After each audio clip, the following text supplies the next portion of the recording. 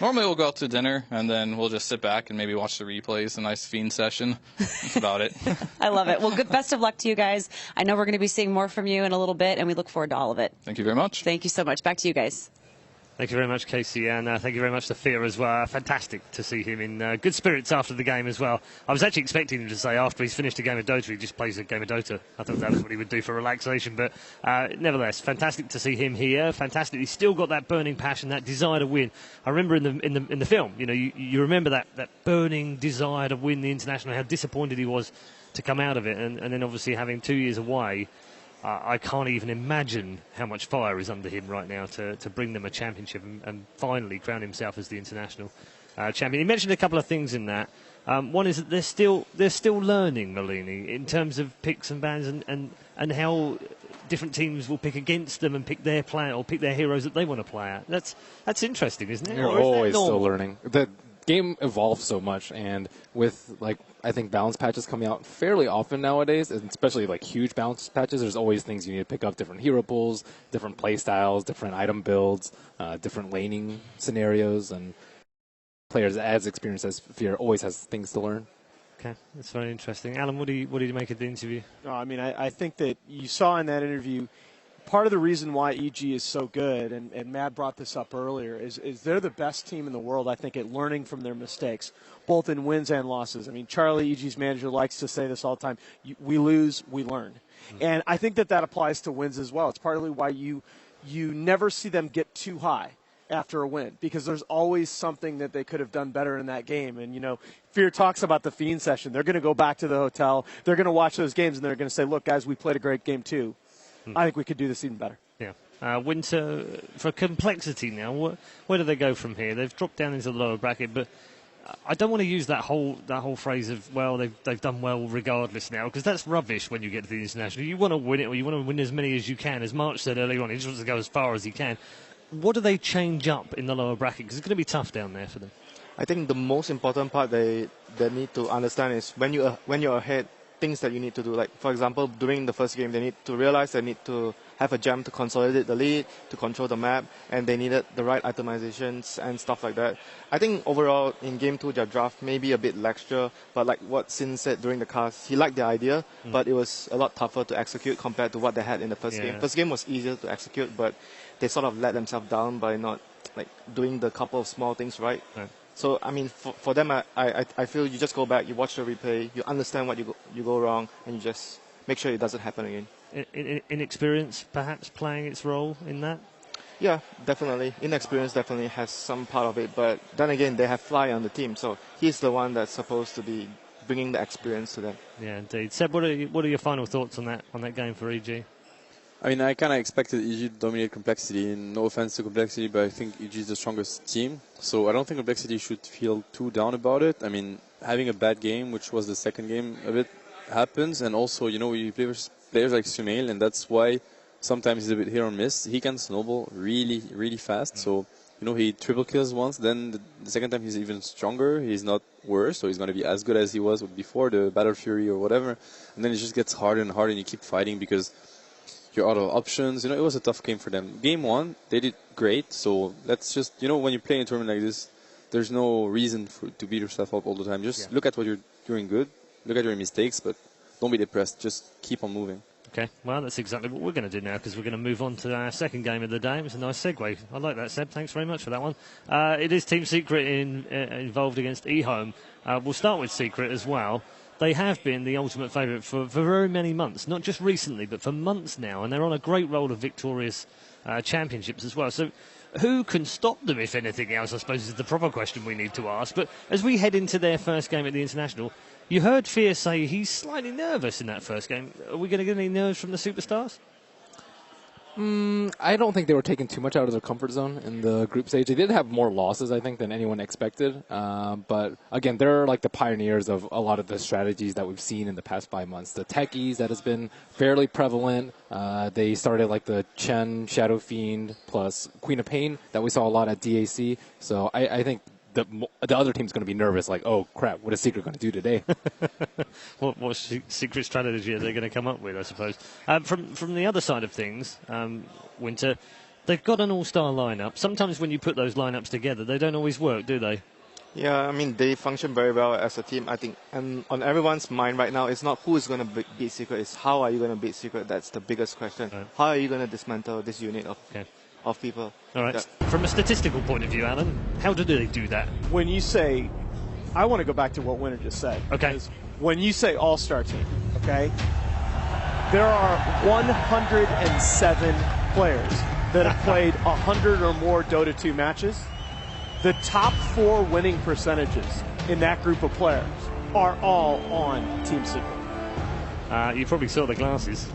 Oh my goodness. They aren't just cool, they're cooler than cool. Just puppy things. Right now, just hashtag just puppy things, yeah. The players will introduce themselves to each other. They do know each other, of course. And they'll head towards their booths. Looking forward to this one. We haven't seen Secret so far at the main event in our first 2 days. This is their first opportunity on the grand stage. And also eHomes as well. We'll talk about them in a little bit. But first, let's go through the lineups for Team Secret.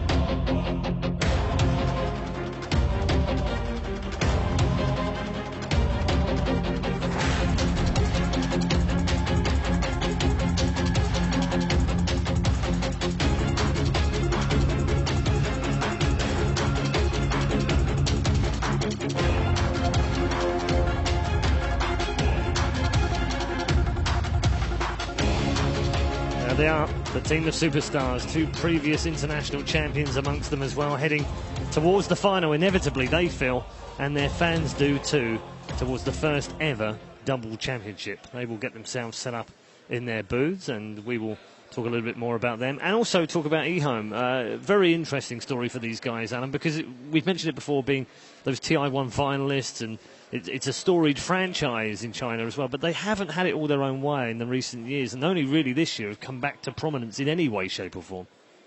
Secret? Or eHome? eHome. eHome. We're going on to eHome. Now, eHome really is an interesting team to me, largely because of a relatively recent acquisition of CTY. I mean, he's really the player that has put this franchise to me back on the map and back into the conversation as really potentially a great team. I mean, he has, of all players in the current patch, he has the second highest overall KAD, and they've played against excellent competition.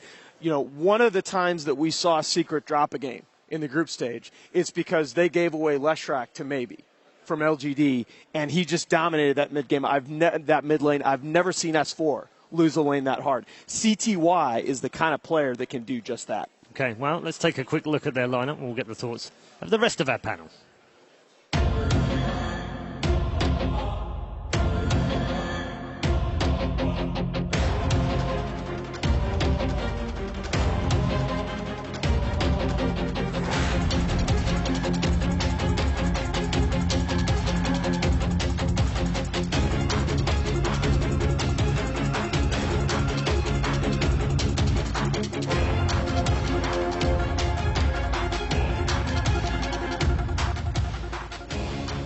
Well, if you measure popularity by the cheers from the hall, I think ROTK got plenty of those that time round. It is a very, very intelligent team indeed, but they're going to have to pull all the stops out to try and take down Team Secret. They did have, however, Malini, a fantastic group stage. Yeah, they performed exceedingly well. I didn't think anyone thought that they would actually be in contention for first place. I think I watched them versus Empire, and they actually looked really weak, but every single other match, I was like, wow, eHome, really, really good. Yeah. And I think a lot of it has to do with ROTK. We've talked about the strong captains, and I think behind PPD, PPD, Puppy, and S4 probably, and Xiao8, I guess he probably comes up next. He did lead Vici to a second place last year. He is very, very strong. The only problem is sometimes he feeds awfully. That's about it. That's his only weakness. All right, Winter, where do you put them at the moment, eHome? Because we always talked about them being maybe 4th or 5th best Chinese team, and that's still great because the teams above them are fantastic. But that's not TI winning kind of form. Have they moved in anywhere, do you think, this year? I think they've made like huge improvements just based on what Alan said. The biggest thing that happened to them is having CTY, like taking over the mid role for them. That was for me the biggest thing that happened in the last 2 months for them. They previously had issues with their mid laner not being able to take advantages and carry them, but CTY showed he's one of the best mechanical players, and drafting wise and team play wise they've been improving as the tournament was going on, and Lam obviously a very experienced support in their position as well. Okay. And just to briefly back that up, this was part of the conversation that some of us were having at ESL around the time when it looked like really the Western teams were going to have the advantage. A lot of people were mentioning that some of the Chinese teams really weren't bringing along young players. And when you talk about a team like I.M.O that's combined CTY with a couple of incredibly strong veterans in LANM and ROTK, this is a recipe for success at a tournament like this. At least on paper, anyway. What's the best matchup you're looking forward to in player-wise or lane-wise? What are you looking forward to? The mid lane is going to be very interesting for sure, but I think it's going to take more than that for I.M.O to beat Secret, in my opinion. They're going to have to adapt to a whole new play style they haven't faced so far. Right. That's the way I see it, and it's not going to be easy for them. I think when you play versus Secret, you need to be able to adapt in-game, and that's not common. Usually you can just play your game and it will be fine. Versus Secret, it might work, and if it doesn't, you need to be able to get it to work, and it's really not an easy task. In the sense of where they are ranking-wise right now and recent results, this Team Secret are a heavy favourite for this game. Does that mean they'll probably draft fairly conservatively? Yeah, I don't think I.M.O has to try anything too crazy. They can they're a very good team. They're super solid. I wouldn't be super surprised. I wouldn't be very surprised if I.M.O beats Secret or take a map or even win the best of 3. It's going to be tough, but it's definitely doable. Why are you smiling? I just love that question, because when you ask it about what it's going to do, what this team is going to, this is a team that pulled out Blood Secret. All right, let me ask you a different question. Do they have a conservative draft mode? They do, and I've seen them run a couple conservative drafts, but look, the fact is this. Part of the definition of the great team, you don't have to know that much to know you're watching a great team. If you're new to Dota, buckle up.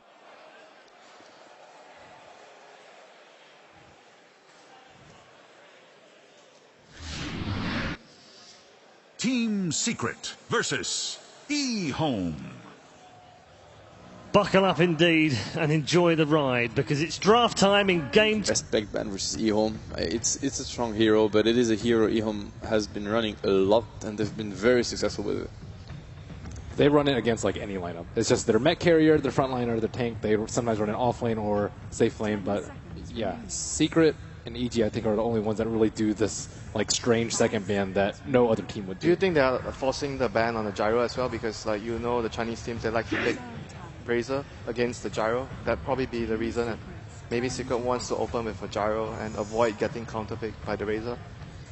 I don't really think they're terribly worried about the gyrocopter. Gyrocopter, again, his win rate has decreased as the tournament has progressed, and he has seen his weaknesses. Obviously, we've seen some like dominating performance by like Aggressive and other teams, but I don't think it's priority number one. I think, as usual, they want their hands on Naga. That is like number one priority, I think, for Secret.